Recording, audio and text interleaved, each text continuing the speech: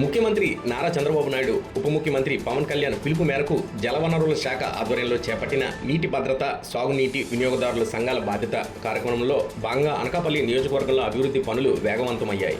ఎన్నికల్లో హామీలు ఇవ్వడం కాదు, వాటిని 100% అమలు చేయడమే లక్ష్యంగా పనిచేస్తున్న అనకాపల్లి శాసనసభ్యులు కొనతాల రామకృష్ణ తాను రైతులకు ఇచ్చిన మాటను పదవీకాలం 20 నెలలు గడవకు ముందే నిలబెట్టుకున్నారు. 2024 ఎన్నికల ప్రచారంలో తుమ్మపాల గ్రామానికి వచ్చినప్పుడు శారదా నదిపై ఉన్న గ్రోయన్లను పునరుద్ధరిస్తానని ఆయన హామీ ఇచ్చారు.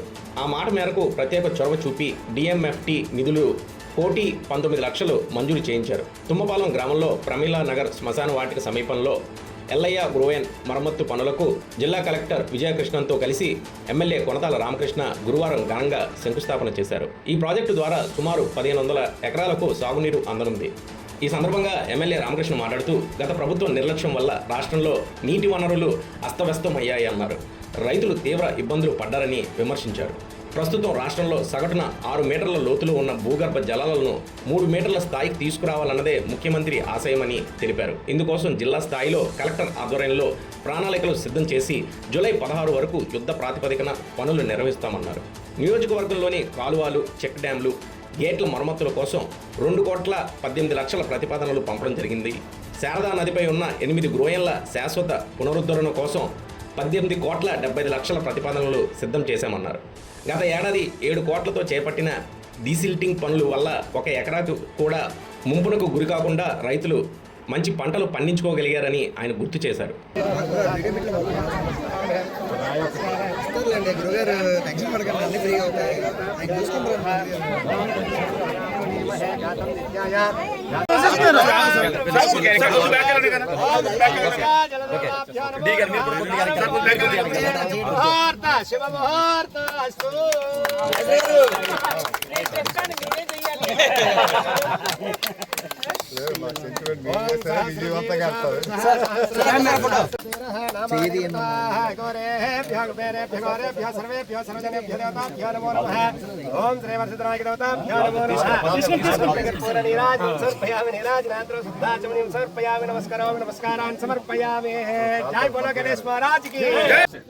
తెలిసి మొత్తం ఇదంతా కూడా ఒక 1990లో ఇదంతా కూడా ఒక సర్వే చేసి దీనికి పటిష్టమైన ఆయన నిర్మించిన గట్టు మీద ఉన్నాం.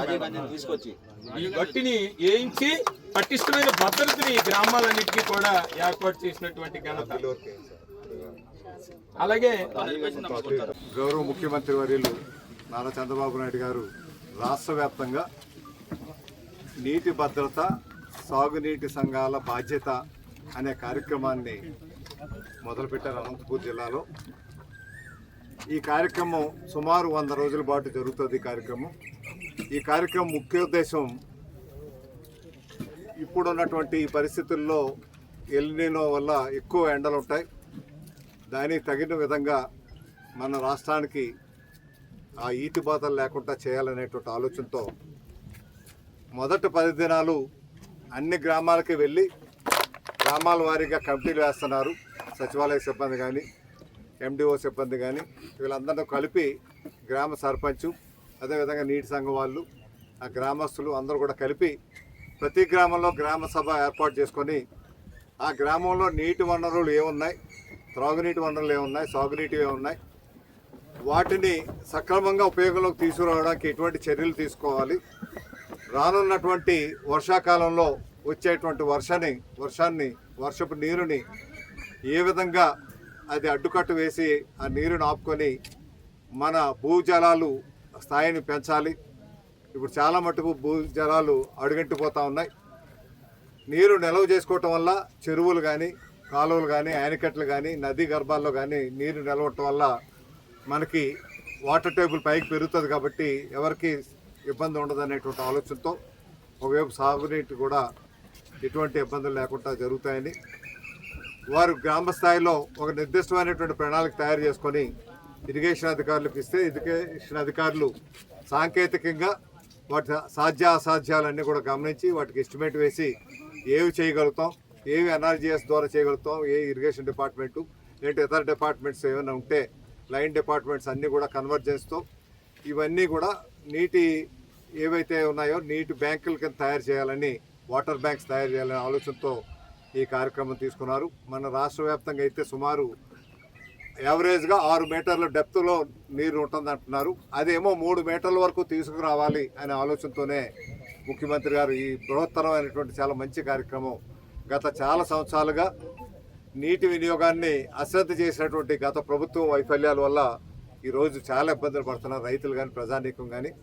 అటువంటి ఇబ్బందులు లేకుండా ఉండాలనేటువంటి ఆలోచనతోనే మొదటి 10 రోజుల్లో ప్రణాళిక సిద్ధం చేసుకొని జిల్లా స్థాయిలో ఆ ప్రణాళికని జిల్లా కలెక్టర్ గారికి అందించి జిల్లా కలెక్టర్ గారు రివ్యూ పెట్టుకొని అవి ఎంతవరకు ఏ డిపార్ట్మెంట్స్ ద్వారా ఆ పనులు చేయించాలి, ఏవైతే స్టేట్ గవర్నమెంట్ బడ్జెట్, ఏది డిస్ట్రిక్ట్ బడ్జెట్, ఏది ఇరిగేషన్ బడ్జెట్, ఏది ఎన్ఆర్ఈజీఎస్ ద్వారా చేయాలి అన్నది కూడా వారు నిర్ణయించి ఆ నిర్ణయం మేరకు మంజూరులు ఇస్తే జూలై 16 వరకు కూడా ఈ పనులన్నీ కూడా చేయడానికి కావాల్సిన విధంగా ఈ కార్యక్రమం జూలై 16 వరకు వెళ్తుంది. కాబట్టి ఇది చాలా గొప్ప కార్యక్రమం.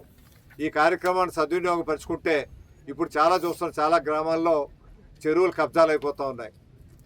నీటి వినియోగానికి ఉపయోగించాల్సినవి ఇప్పుడు మా కోరంలో చూస్తున్నాం. మా సర్పంచ్ అక్కడ చూస్తే సుమారు 20-30 ఎకరాలు. జిల్లాలో తుంపాల గ్రామంలో అనకాపల్లి మండల్ నీటి భద్రత నీటి సంఘాలు బాధ్యత అనే ఒక ప్రోగ్రాం సీఎం గారు అనంతపురం జిల్లాలో లాంచ్ చేసినది.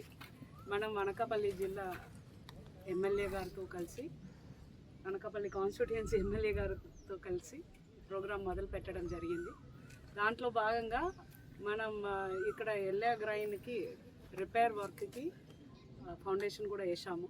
సో లాజిక్ ఏంటంటే మనం మన దగ్గర ఉన్న ప్రతి స్కీమ్ని కన్వర్జెన్స్ కింద తీసుకొని ఆ స్కీమ్ ద్వారా వచ్చే నీళ్ళని వరద నీళ్ళని సేవ్ చేసుకోవడం, దానివల్ల 2 విధానంగా ఉపయోగం అవుతుంది. ఒకటి ఫ్లడ్డింగ్ రాదు, రెండవది సమ్మర్ సీజన్లో ఆ వాటర్ అనేది మనకి రీయూస్కి పనికి వస్తుంది. ఈ 2 లాజిక్ మీద NREGS, DMF, CSR, irrigation department సంబంధించిన ఓఎండ్ఎం దీని అన్నీ కలిపి మనం చేయాలి. దాని మీద మనం ఒక 10 రోజులు చర్చలు చేస్తాం, ప్లాన్ వేసుకుంటాము. 5 రోజులు మనకి శాంక్షన్ కోసం ఇచ్చారు. తర్వాత 80 రోజులు ఈ ప్లాన్ ఏమేమి చేసినామో విలేజ్ వారీగా మండల్ వారీగా అది అన్నీ ఇంప్లిమెంటేషన్స్ అవుతాయి. సో ఇది ఒక మంచి ప్రోగ్రామ్. కానీ ఇది అన్నీ మనం water user associations, distribution committees ఇవి అన్నీ కలిసి ప్రాపర్గా ప్లాన్ చేసుకొని ఎగ్జిక్యూట్ చేయగలిగితే చాలా బ్రహ్మాండంగా మన జిల్లాలో గ్రౌండ్ వాటర్ లెవెల్ అనేది సీఎం గారు అనుకున్నట్టు వర్షం పడుతున్నప్పుడు 3 మీటర్, వర్షం లేనప్పుడు 8 మీటర్ అన్న టార్గెట్కి మనం అచీవ్ అవ్వగలుగుతాము. సో దీంట్లో ప్రజలు అందరూ మనకి సపోర్ట్ చేయాలి. అలాగే మనకి డిపార్ట్మెంట్ ఆఫీసర్స్ కానీ, ఎన్ఆర్ఈజీఎస్ వర్కర్స్ కానీ, నీటి సంఘాలు కానీ